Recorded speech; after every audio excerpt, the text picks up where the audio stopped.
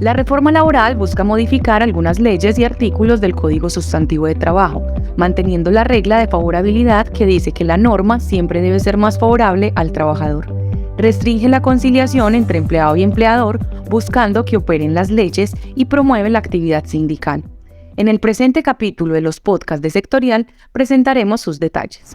La reforma laboral tiene 8 principales bases. Primero, habla de estabilidad laboral. Esta se refiere a que la regla general a la hora de contratar a una persona debe ser el contrato a término indefinido. Entonces limita el contrato de prestación de servicios, el contrato de obra y labor. Establece también que el empleado, al momento de renunciar en un contrato a término indefinido, debe dar un preaviso a la empresa por lo menos de unos 30 días. Si se presenta un despido y ese despido es sin justa causa, el empleado tiene 2 opciones: pedir el reintegro a la empresa o tener la indemnización del despido sin justa causa. Esa indemnización, la reforma establece un incremento en los valores de las mismas. La segunda base tiene que ver con la tercerización y subcontratación. Básicamente aquí lo que dice es que debe haber solidaridad con los empleados de contratistas. Un ejemplo es, una persona necesita pintar la casa, entonces contrata a un contratista para esa labor. Ese contratista tiene unos empleados. Lo que establece solidaridad es que si, por ejemplo, a sus empleados el contratista les incumple el pago, la solidaridad se da también con ese cliente. Es decir, que el cliente debe responder o tendría que responder por esa seguridad social o por esos salarios que haya dejado de pagar el contratista. Establece en esta segunda base de tercerización y subcontratación que si hay empleos misionales, estos no pueden ser tratados a través de un intermediario laboral. Y da un plazo de unos 6 meses para que las personas en empleos misionales empiecen a ser contratados directamente por la empresa. Cuando se hablan de contratos temporales, estos nunca van a poder exceder los 6 meses. La tercera base se habla de corrección de normas regresivas. Aquí básicamente el ministerio lo que se refiere es que, por ejemplo, el recargo para trabajo dominical y festivo va a incrementar al 100%, en la actualidad está en el 75%. Establece 2 jornadas, la diurna y la nocturna. La diurna es desde las 6 de la mañana hasta las 6 de la tarde, la nocturna de las 6 de la tarde a las 6 de la mañana. Quiere decir que van a generar unos recargos o existirían unos recargos de aquellas personas que empiecen a laborar o tengan trabajos posterior a las 6 de la tarde. Hoy los recargos están después de las 10 de la noche. Un tercer elemento dentro de esta corrección de normas regresivas dice que la nueva jornada laboral en la semana debe ser de 42 horas. Recordemos que Colombia aprobó un desmonte de horas, una disminución de la jornada laboral. El año pasado estaba en 48 horas, este año empezaba a disminuir a 47 horas y iba disminuyendo paulatinamente. La reforma establece que una vez va a haber un ajuste a las 42 horas. Hay un reto sobre todo para aquellas empresas que tienen baja apropiación tecnológica, porque pues básicamente esta disminución en la jornada laboral pues lo va a obligar a contratar más personas y ahí pues va a incrementar los costos de su organización. Otro elemento es que las empresas que tengan más de 15 empleados ahora van a tener la obligación de contratar los aprendices del cine. La cuarta base está en las plataformas de delivery, las plataformas de domicilios, donde establece que debe haber un contrato de trabajo para los domiciliarios y adicionalmente debe haber una afiliación para cotizar todo lo que tiene que ver con la seguridad social. Quinto elemento es un tema bien interesante porque es un frente hacia la parte agrícola y es que establece el trabajo rural. Más bien, ¿qué crea? Crea un contrato agropecuario que debe estar asociado a las labores misionales del campo. Es decir, que si hay temas de empaque o de reempaque, temas de transporte, ahí no aplica el contrato agropecuario y tampoco aplica para agroindustrias. Tienen que ser directamente el tema de cultivo o la parte pecuaria. Si las actividades de un empleado superan las 27 semanas, ahí ya no va a aplicar el contrato agropecuario, sino que debe aplicar un contrato a término indefinido.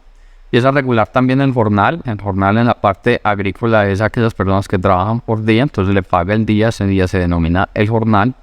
Y establece que la equivalencia de ese jornal, esa remuneración diaria, debe ser equivalente a un salario mínimo proporcionalmente. Un salario mínimo mensual, o sea, 1.160.000 pesos, debe ser proporcional a los días que labore a través de esos jornales. Y también establece que el salario en especie, muchas personas, estos trabajadores rurales, les compran en el mercado, el tema de los servicios públicos, donde están viviendo pues en ese lugar de explotación agropecuaria, lo que se pague en especie debe ser inferior al 10%. Otra de las bases importantes tiene que ver con el futuro del trabajo. Esta es la sexta base de la reforma laboral. Sobre el futuro del trabajo, básicamente hay dos grandes análisis. Primero, el tema de la automatización.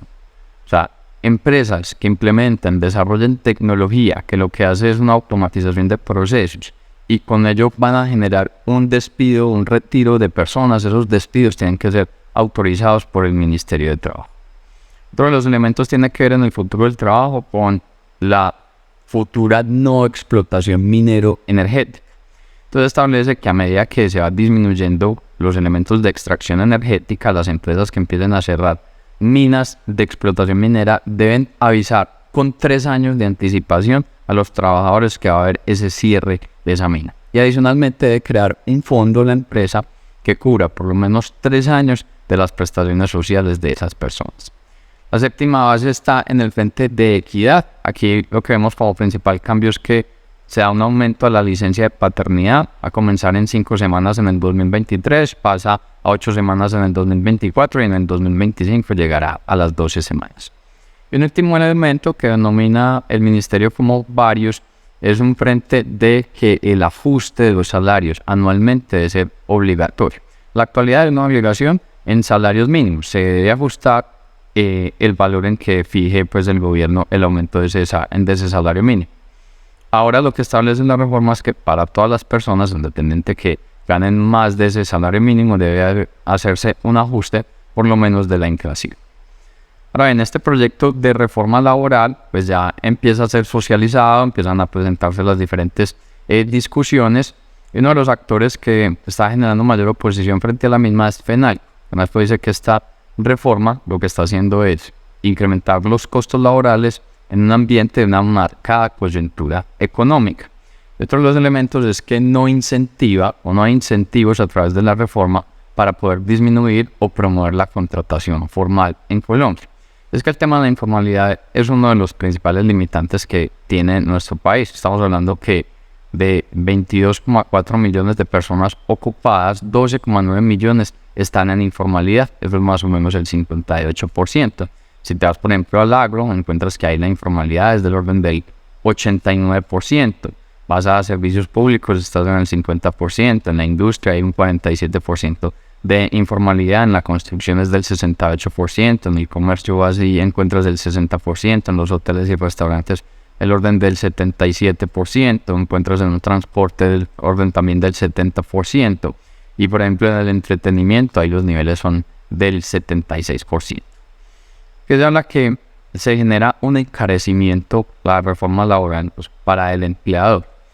Uno de los temas está también asociado que cuando uno analiza el factor prestacional y toma uno de los países de Latinoamérica, Colombia es el tercer país con el mayor nivel de factor prestacional. Ese es más o menos el 38,4% en los salarios que son inferiores a 10 salarios mínimos. Para salarios superiores a 10 salarios mínimos ese factor prestacional llega incluso a tomar niveles del orden del 52%. Cuando tú comparas ese costo para el empleador, que es el factor prestacional que paga por cada empleado que tiene contratado, ahí está los aportes a pensión, los aportes a salud, todo lo que tiene que ver con lo que se denominan los parafiscales. Cuando comparas a Colombia con el resto de la región, encuentras que Colombia es el tercer país con el mayor nivel de factor prestacional. Mayor nivel está en Argentina, que es el 44,5%, el segundo está en Brasil, que es el 43,2%, así sigue disminuyendo y te vas por ejemplo a Honduras, allá es el 10,7%, en Bolivia encuentras el 27,4%, en Chile el 23,7%, en Ecuador el 20,6%. Cuando uno mira la media de la región, el factor prestacional es el 27,3%.